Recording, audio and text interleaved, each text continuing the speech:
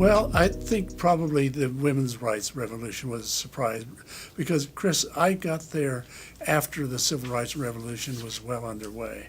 But I thought this was a country that was not yet ready in constitutional terms to create genuine equality for women because, this was in the late 1960s, the early 1970s, and we had had the experience of trying to pass the Equal Rights Amendment, and it didn't pass. So I didn't think it was time. I didn't think that it was going to happen yet. I think the largest area of constitutional concern at this time and going forward for probably the next generation will be the whole question of individual privacy in the digital age. That raises such enormous issues. In human terms, it raises enormous constitutional questions. It's more political in the sense that the justices have become much more willing to talk about their work in public outside the court. Going on television now, that's common. When I started covering the court, the justices were seen outside the building only at legal meetings, bar association meetings. So in that sense, the justices now apparently feel some need to justify themselves by going out on the public forum. I don't think that politics is influencing what they decide any more than it did before. Justices always have their own personal views, including political views, and that does have an influence. But in the partisan sense, Chris, I don't think that it is a more political institution. What is definitely more political is the nomination and confirmation process in an age of an unbelievable partisan tribalism. That is a process that has really come apart. I think that can only happen when the tribalism, the deep partisan polarization in American society as a whole has had it run its course.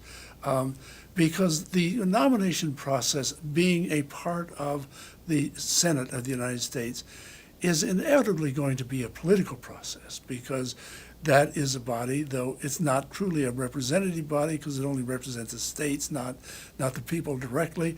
That is a body that has to have a sense of political accountability. And it will make the nomination process one that is always political, but it doesn't have to be tribal.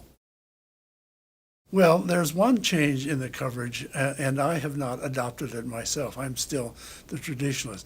That is the fascination with the judges as personalities, as public figures. I don't spend a lot of my time, and haven't ever spent a lot of my time, covering public speeches by the justices unless they say something that really bears upon their work.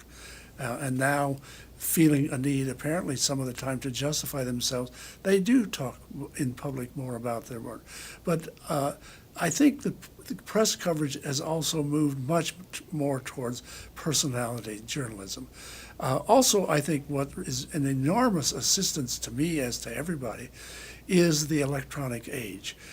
Covering the court is a lot easier. I can remember years ago when it was very difficult to get copies of opinions of courts from anywhere other than the Supreme Court.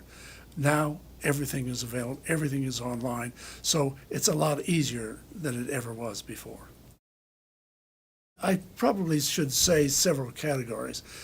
The people who were the best writers on the court, who wrote the opinions that just sang, were Potter Stewart and Abe Fortas. Their opinions really were wonderful.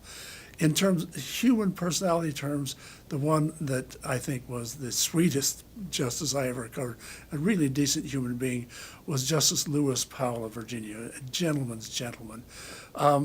I did not have a strong affection personally, and my personal views are beside the point usually, but I did not have a strong affection for Chief Justice Warren Burger because I thought he did not lead the court in the way that it should be led, and being responsive to the needs of the people at the court. I was not fond of Felix Frankfurter because he was the most arrogant human being I ever encountered in public life.